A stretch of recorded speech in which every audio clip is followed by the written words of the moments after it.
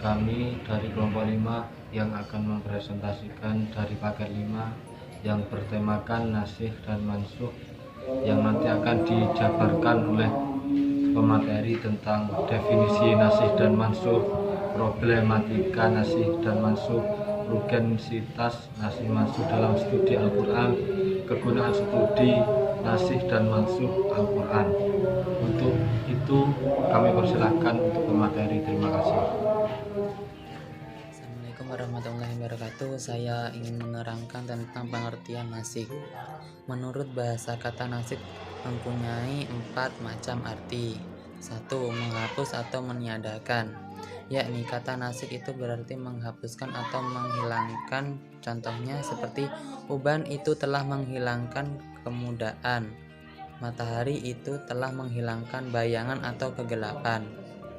2. Meniadakan suatu yang tetap sama, yakni nasikh itu berarti memindahkan suatu barang dari suatu tempat ke tempat lain, tetapi barang itu tetap sama saja. Contohnya seperti kalimat para mahasiswa itu saling atau sering berpindah dari satu fakultas ke fakultas lain. 3.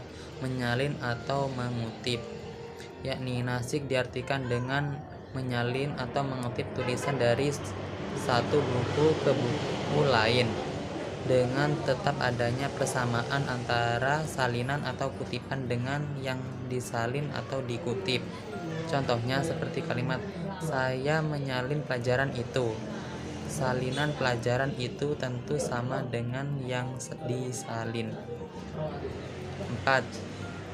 Dengan arti mengubah dan membatalkan sesuatu dengan menempatkan sesuatu yang lain sebagai gantinya, yakni nasikh itu diartikan dengan mengubah suatu ketentuan atau hukum dengan cara membatalkan ketentuan hukum yang ada diganti dengan hukum yang baru yang lain ketentuannya. Terima kasih. Assalamualaikum warahmatullahi wabarakatuh. Baik, di sini saya perwakilan dari kelompok 5. Nama saya sendiri Muhammad Sifaulinas. Di sini saya akan menerangkan pengertian mansukh dan problematika nasikh mansukh. Pertama, saya akan menerangkan tentang pengertian mansukh. Mansukh menurut bahasa berarti sesuatu yang dihapus atau dihilangkan atau dipindah ataupun diambil dari dalil syarat yang pertama yang belum diubah dengan dibadalkan dan diganti dengan hukum dari dalil syarat baru yang datang kemudian. Tegasnya, dalam mansukh itu adalah berupa ketentuan hukum syarat pertama yang telah diubah dan diganti dengan yang baru karena adanya perubahan situasi dan kondisi yang menghendaki perubahan dan penggantian hukum tadi. Yang kedua adalah problematika nasikh mansukh. Timbulnya sikap ulama menanggapi itu, nasikh dan mansukh sebenarnya dalam rangka merespon yang tercantum dalam Quran surat An-Nisa ayat 82 yang berbunyi Bismillahirrahmanirrahim. Afala yatadabbaruna al-Qur'ana walau kana min 'indi ghairillahi lawajadu fihi ikhtilafan katsira. Sehingga mereka berusaha mengkompromikan setiap ayat yang sepintas, lalu memiliki gejala kontradiksi baik dari kubu pendukung maupun penolak teori nasikh mansukh. Di antara yang paling sukses membuktikan kemampuan mengkompromikan ayat-ayat Al-Quran adalah kubu penolak teori nasikh mansukh.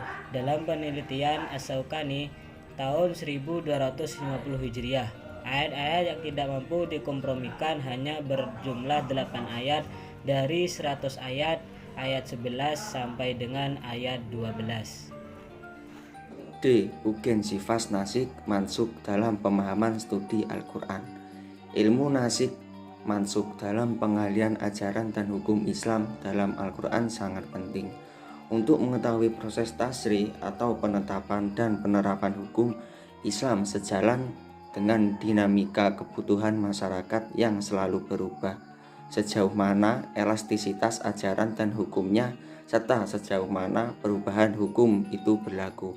Di samping itu, untuk menelusuri tujuan ajaran dan ilat hukum, alasan ditetapkannya suatu hukum, sehingga suatu hukum dan ajarannya boleh diberlakukan secara longgar, rukisah, dan ketat sebagaimana hukum asalnya azimah, suatu kondisi yang mengintarinya atas dasar tujuan ajaran dan ilat hukum tersebut. Assalamualaikum warahmatullahi wabarakatuh. Perkenalkan, nama saya Alek Hidayatullah dari kelompok 5. Saya mau mempresentasikan tentang kegunaan nasyih mansyuh.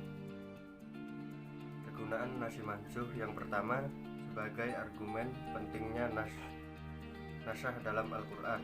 Yang kedua, sebagai takwil Al-Quran. Yang ketiga, sebagai metode pengembangan hukum Islam. Terima kasih.